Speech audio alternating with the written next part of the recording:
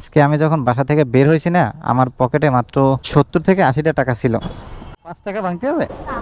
এত দূরে দূরে যাইয়া যাত্রীকে পিক আপ করতেছি, শতকরা 99% যাত্রীকেই আমাদের ফোন দিতে হয়। ঠিক আছে, থ্যাংক ইউ ভাই। যাত্রী আমাকে 10 টাকা বেশি দিছে, কোনটা কি তাহলে বেশি ইনকাম করলাম আজকে। আপনার পকেটে টাকা নাই, আপনার একটা বাইক আছে, বাইকে কিছু তেল আছে, আপনি সেটা নিয়ে বের হয়ে যান। আরো একটি নতুন দিনের যাত্রা শুরু।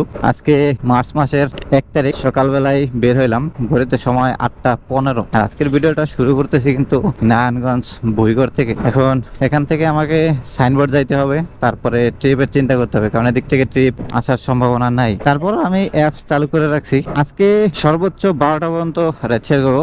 12টার পরে আর 1 মিনিটও থাকা যাবে না, যেখানেই থাকি না কেন 12টার দিকে অফিসে রওনা দিতে হবে। তো দেখা যাক এই 12টার মধ্যে এই রমজান মাসে কত টাকা ইনকাম করা যায়। রমজান ছাড়া তো 700-800 টাকা ইনকাম করা গেছে। এখন দেখি এই রমজান মাসে সকালবেলা অফিস টাইমে প্রথম বের হইলাম আজকে, এই টাইমের মধ্যে কয় টাকা ইনকাম করতে পারি। তো সবকিছুই বিস্তারিত আপনাদের সাথে শেয়ার করব। আশা করি পুরো ভিডিওটা জুড়ে আপনারা আমার সাথেই থাকবেন। যারা ফেসবুক থেকে দেখছেন পেজটাকে ফলো দিয়েন, যারা ইউটিউব থেকে দেখছেন চ্যানেলটাকে সাবস্ক্রাইব করেন। চলেন যাই আজকের দিনের প্রথম ট্রিপ, দেখি কখন নিতে পারি। এই যে সামনে সাইনবোর্ড গিয়ে দাঁড়াইতে হবে। আলহামদুলিল্লাহ সাইনবোর্ড স্ট্যান্ডে এসে একটু দাঁড়াইছিলাম, এর মধ্যেই পাঠা অ্যাপসে একটা ট্রিপ ঢুকছে। যাত্রীকে পিক আপ করতে যাইতেছি, তবে এটা পিক আপ বোনাস আছে আমার 14 টাকা 50 পয়সা। সাইনবোর্ড থেকে আমাকে মাতুয়েল স্ট্যান্ডে যাইতে হবে। এই যাত্রী যাবে হচ্ছে কদমতলী বাস স্ট্যান্ডে। এটাতে দূরত্ব দেখাইতেছে 9.66 কিলোমিটার, ভাড়া দেখাইতেছে 185 টাকা, তাও কিন্তু পিক আপ বোনাস সহকারে। আর এটা তো আমার প্রথম ট্রিপ, এটা থেকে 15% কমিশন নেবে পাঠাও। চলেন আগে যাই, যাত্রীকে পিক আপ করি। ভাই কল দিছে? হ্যাঁ হ্যাঁ হ্যাঁ। বিসমিল্লাহির রহমানির রহিম। আলহামদুলিল্লাহ আজকের দিনের প্রথম ট্রিপ পিক আপ করলাম। এটা নিয়ে যাচ্ছি কদমতলী। দূরত্ব ভাড়া সবই বলছি, এখন দেখা যাক যাওয়ার পরে কত টাকা ভাড়া পাই। কদমতলী গেলে কিন্তু এই টাইমে আবার এখান থেকে একটা ট্রিপ পেয়ে যাবো ইনশাল্লাহ, কারণ এটা হচ্ছে একটা অফিস টাইম এখন। আর এই অফিস টাইমে কিন্তু সব জায়গা থেকেই ট্রিপ পাওয়া যায় অ্যাপসের মাধ্যমে। আর কন্ট্রাক্টের আশায় বসে থাকলে হয়তো একটু বসে থাকতে হয়তো। তবে এখন একটা জিনিস কি, সবার অফিস টাইম কিন্তু একটা সময়, দেখা গেছে 9টা থেকে 9:30টার মধ্যে। এই কারণে এই সময়ের মধ্যেই যে কটা ট্রিপ দেওয়া যায়। 8টা 34 বাজে, দেখি যাত্রীকে নামাই দিতে কত সময় লাগে। 185 টাকা আসছে, একটু বাড়াই দিয়ে নয়, এদিক দিয়ে তো অনেক দূর হয়েছে।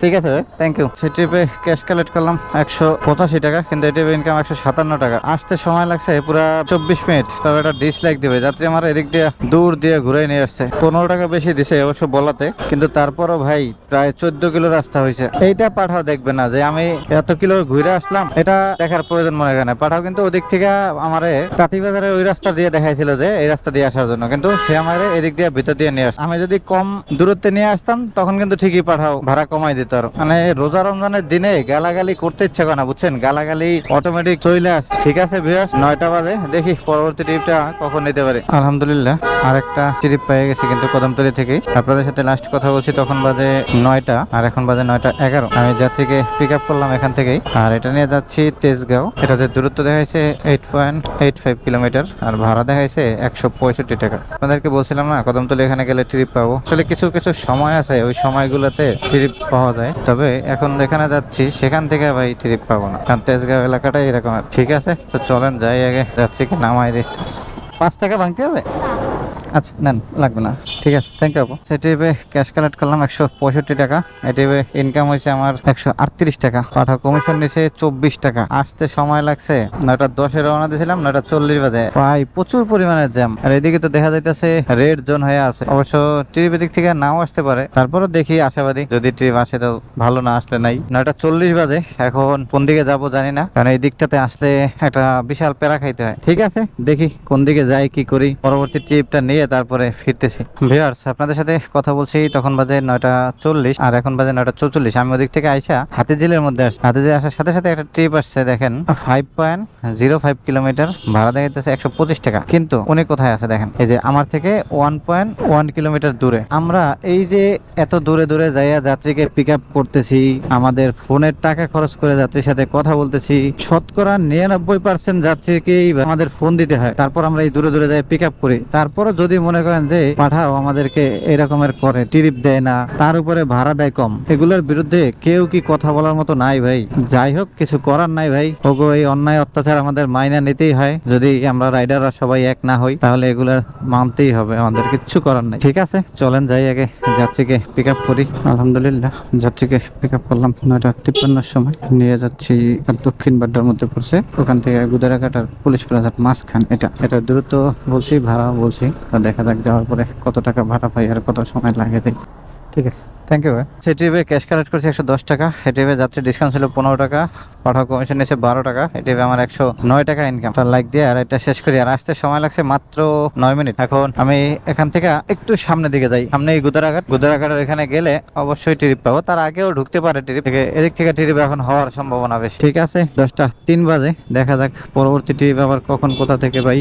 আলহামদুলিল্লাহ, আর একটা ট্রিপ কিন্তু পেয়ে গেছি গুদারাঘাট থেকে। আপনাদের সাথে লাস্ট কথা বলছি তখন বাজে 10:03 আর এখন বাজে 10:13। আমি আইসা গুদারাঘাটে ওখানে বসেছিলাম। এখানে কতগুলো বাইক বসে থাকে ভাই, তার মধ্যে থেকে একটা ভাই এসে জিজ্ঞেস করলো গুলিস্তান ফুলবাড়িয়া যাবেন কিনা। বললাম চলেন। কত টাকা? চিন্তা করলাম যে এতগুলো বাইক বসে আছে, যদি বেশি টাকা বলি নাও যাইতে পারে, এমনিতেই তো পাঠাতে ভাড়া দেয় কম। সেই চিন্তা করে ভাইরে বললাম 200 টাকা।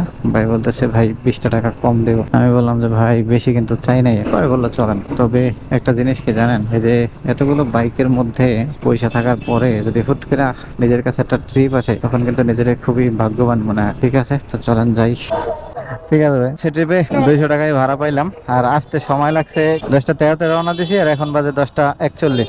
এখন এদিক থেকে কি পাঠা অ্যাপ চালু করব নাকি চিন্তা করতেছি। দেখি এখন পাঠা অ্যাপটা আবার চালু করি, যদি ট্রিপ পাওয়া যায়। এখন একটা ট্রিপ যদি অফিসের দিকে পাই তাহলে তো সব থেকে বেশি ভালো হয়। 10:43 বাজে, দেখি পরবর্তী ট্রিপটা আবার কখন নিতে পারি। আলহামদুলিল্লাহ, আর একটা ট্রিপ কিন্তু পেয়ে গেলাম কন্টাকে। আবার আমি আপনাদের সাথে লাস্ট কথা বলছি তখন বাজে 10:42 আর এখন বাজে 10:47।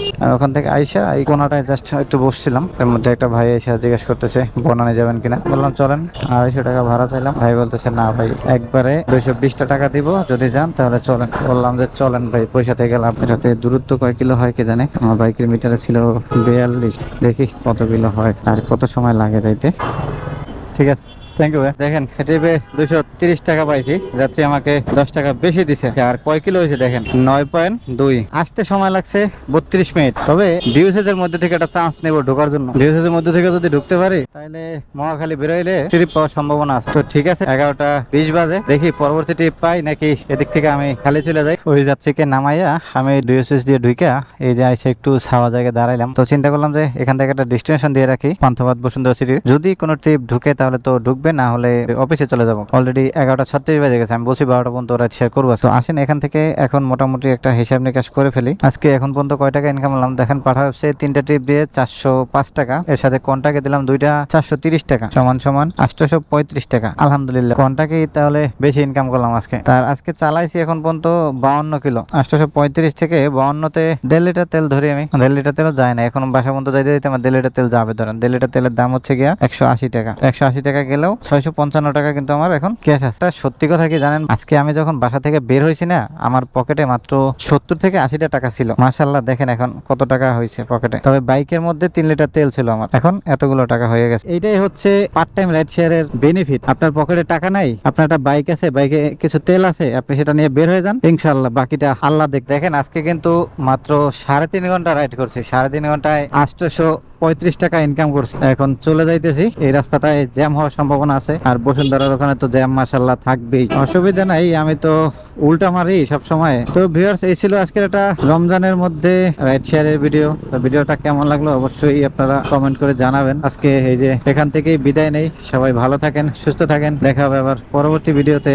আল্লাহ হাফেজ।